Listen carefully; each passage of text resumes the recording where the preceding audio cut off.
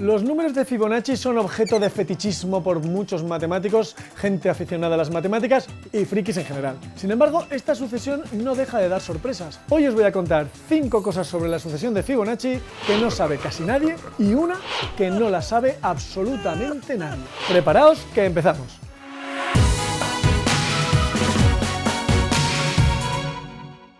La sucesión de Fibonacci es la más famosa del mundo de las matemáticos. Es una cosa muy inocente que empieza por 1 y sigue por 1. Luego se pone más emocionante porque cada número se va obteniendo como la suma de los dos anteriores.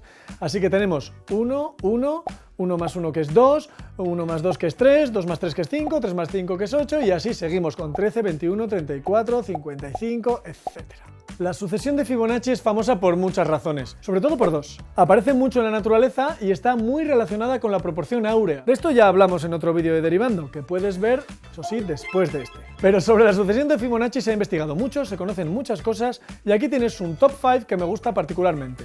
Número 1. Existe una revista dedicada a la sucesión de Fibonacci y cosas matemáticas relacionadas con ella. No solo eso, sino que esta revista la publica la Asociación Fibonacci, que es de Canadá por lo que sea, y además hay un congreso internacional sobre números de Fibonacci y sus aplicaciones. Así que si sabes algo nuevo sobre números de Fibonacci o algo relacionado con ellos, tienes un congreso, una asociación y una revista que están interesados en ello. La cantidad de información que hay en esa revista es alucinante. Hay cientos de artículos y de tablas y de hechos maravillosos alrededor de los números de Fibonacci. Así que tengo que advertiros que si sois un poco obsesivos o tenéis tendencia a engancharos a cosas, que tengáis cuidado con esta revista porque podéis perder vuestra vida encontrando nuevas cosas sobre la sucesión de Fibonacci. Por cierto, aquí os dejo el logo de la asociación Fibonacci que por supuesto tiene estrellas pentagonales encajadas. ¿A qué vienen esas estrellas? Investiga. Investiga que, para sorpresa de nadie, tienen mucho que ver con la sucesión de Fibonacci y la proporción áurea. Número 2. Hay muchas generalizaciones de la sucesión de Fibonacci. Una generalización que seguro se te ha ocurrido es pensar qué pasa si en lugar de empezar con 1 y 1 como primeros números, uno empieza con otros números cualesquiera. Bueno, pues la sucesión cambia, claro. Pero una de las propiedades más importantes e interesantes de la sucesión de Fibonacci se mantiene. El cociente de dos números consecutivos se va acercando más y más a la razón áurea, es su límite. Y eso ocurre empieces por donde empieces. Otra generalización que se te puede ocurrir es empezar con 3 números en lugar de con 2 y que cada nuevo número se obtenga de la suma de los 3 anteriores en lugar de los 2 anteriores. Así se construye lo que se llaman números Tribonacci. Si lo haces con 4 serán números Tetranacci, con 5 Pentanacci y así sucesivamente. Así en general uno puede comenzar la serie con k-1 ceros y un 1 y a partir de ahí obtener cada número sumando los k anteriores. Estos números se han estudiado, claro que sí, y se han encontrado propiedades curiosísimas. Es bastante entretenido jugar con estas sucesiones y te animo a hacerlo. La sucesión de Fibonacci también se ha extendido hacia atrás, hacia los números negativos.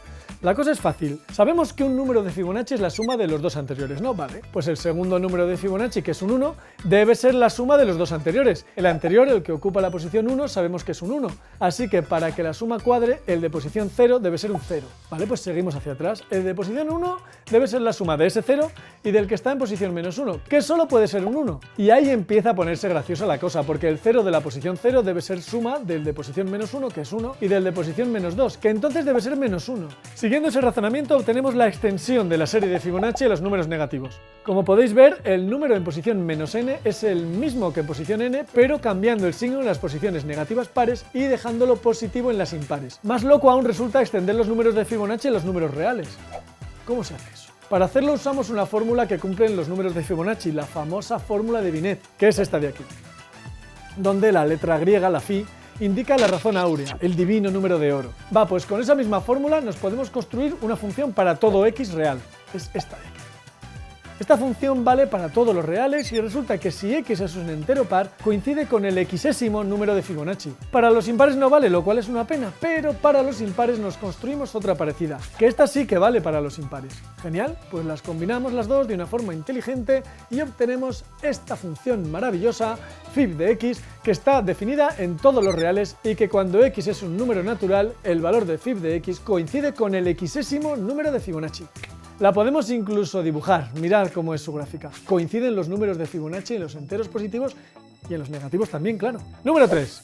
Existen unos polinomios de Fibonacci. Esto me pareció bastante sorprendente cuando lo vi por primera vez porque me apareció en un tema de mi propia investigación, que no tiene nada que ver con Fibonacci y con su sucesión. Luego he sabido que estos polinomios se han estudiado bastante. Los polinomios de Fibonacci se definen así. El primero, f sub 0 de x, es el polinomio 0. El segundo, f sub 1 de x, es el polinomio 1. Y a partir del tercero, f sub n de x es x por f sub n menos 1 de x más f sub n menos 2 de x. Los primeros polinomios de Fibonacci son estos que aparecen aquí. Estos polinomios tienen interés en combinatoria, sirven para describir ciertas configuraciones y sus raíces se estudian algebraicamente. Por cierto, el valor en x igual a 1 de cada polinomio de Fibonacci resulta que es precisamente el número de Fibonacci correspondiente. Compruébalo, es maravilloso. Número 4. Los números de Fibonacci tienen unos primos interesantísimos que son los números de Lucas. Antes he dicho que si cambias los números iniciales con los que empiezas a construir la sucesión de Fibonacci, sus propiedades no cambian mucho. Sin embargo, hay una variante de los números de Fibonacci que ha despertado el interés de los matemáticos porque tienen propiedades muy buenas. Son los números de Lucas. Se construyen así. El ceroésimo número de Lucas es el 2, el primer número de Lucas es el 1, y a partir de ahí se construyen como los números de Fibonacci. Cada uno es la suma de los dos anteriores. 2, 1, 3, 4, 7, 11, 18, 29, 47, 76, 123... Los números de Lucas son muy conocidos porque dan respuesta a algunos problemas importantes en combinatoria y porque además tienen una relación más estrecha con la proporción áurea que los mismísimos números de Fibonacci. Pero es que son tantas cosas y tan buenas las que se podrían decir de los números de Lucas que no voy a decir ninguna más aquí. Les voy a dedicar un vídeo enterito, prometido. Número 5. Solo hay dos cuadrados perfectos en la sucesión de Fibonacci.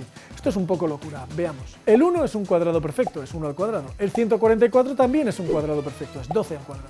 Si echas un vistazo a los números de Fibonacci verás que entre el 1, que aparece en la primera posición, y el 144, que aparece en la posición 12 precisamente, y que es 12 al cuadrado, justo 144, no aparece ninguno más. Entonces la pregunta sale sola. ¿Hay más en otros lados? ¿Qué tienen de especial el 1 y el 12? Si hay más cuadrados perfectos, aparecen siempre en la posición de su raíz. Es decir, si n elevado al cuadrado es un número de Fibonacci, entonces está siempre en la posición n, salvo el 1 que aparece repetido, claro. Estas preguntas torturaron a mucha gente hasta que en 1964 el matemático J.H. Kohn, os juro que he buscado qué significan la J, la H y la E y no lo he encontrado. Si alguien lo sabe, que avise. Bueno, en 1964 ese matemático demostró que, por extraño que parezca, no hay ningún cuadrado más entre todos los números de Fibonacci, ninguno más, solo el 1 y el 12. Y si quieres considerar el 0 como número de Fibonacci, pues también el 0. A mí me parece un dato bastante impactante teniendo en cuenta que hay infinitos números de Fibonacci. Bonus track, algo que nadie sabe sobre los números de Fibonacci. Hay algunos números de Fibonacci que son primos, el 2, el 3, el 5, el 13, sin ir más lejos. Por supuesto, un matemático que se respeta, lo primero que hace es preguntarse ¿cuántos hay? ¿Hay un número finito de primos de Fibonacci? ¿Existen infinitos primos de Fibonacci? ¿Sabes la respuesta? ¿No? Normal, no la sabe nadie.